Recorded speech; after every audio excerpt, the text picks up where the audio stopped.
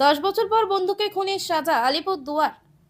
ছট পুজো দেখতে যাওয়ার নাম করে বন্ধুকে ধারালো অস্ত্র দিয়ে আঘাত, এরপরই মৃত্যু। 2014 সালের ঘটনা। প্রায় 10 বছর মামলা চলার পর বৃহস্পতিবার অবশেষে অভিযুক্তের যাবজ্জীবন সাজা ঘোষণা করল আদালত। সরকারি আইনজীবী দুলাল ঘোষ বলেন, সামান্য বিষয়কে কেন্দ্র করে বন্ধুকে খুন করার অভিযোগ প্রমাণিত হয়।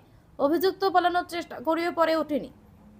খুনের মতো অন্যায় করলে তাকে শাস্তি পেতেই হবে। অ্যাডিশনাল ডিস্ট্রিক্ট সেশন জজ পরেশচন্দ্র কর্মকার এদিন অভিযুক্তের সাজা ঘোষণা করেন।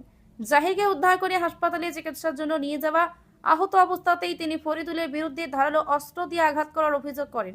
চিকিৎসা চলাকালীন তার মৃত্যু ঘটে। তারপর ফরিদুল এলাকা ছেড়ে পালায়। 2014 সালের 30 অক্টোবর জাহিরের বাবা ফরিদুলের বিরুদ্ধে থানায় অভিযোগ দায়ের করেন।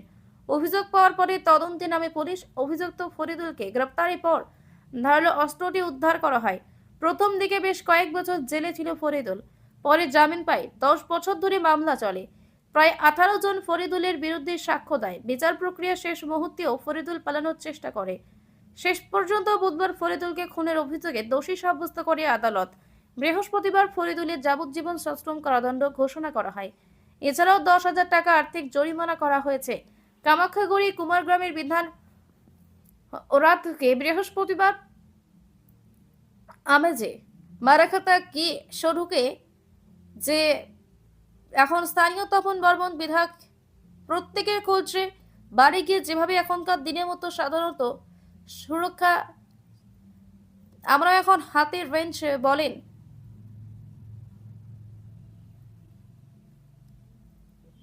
গাতার হাতি দেখা।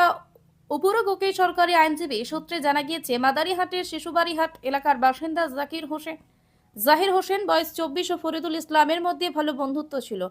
দুজনের মধ্যে জুয়ার আসরে টাকা পয়সা নিয়ে বিবাদ হয়, তবে সেই বিবাদ মিটেও যায়। সেই ঘটনার পর ফরিদুল তার বন্ধু জাহিরকে ছট পুজো দেখতে যাওয়ার নাম করে বাড়ি থেকে ডেকে নিয়ে যায়। তারপর রাতে জহিরকে রক্তাক্ত অবস্থায় জনৈক এক ব্যক্তির বাড়ি সংলগ্ন একটি জায়গায় পড়ে থাকতে দেখা যায়। আহত অনাদায়ী আরো 6 মাসের জেল। জুয়া খেলার আসরে কয়েক হাজার টাকার জন্য নিজের বন্ধুকে খুন করার পরিকল্পনা করেছিল ফরিদুল। পুলিশের তদন্ত বিচার প্রক্রিয়া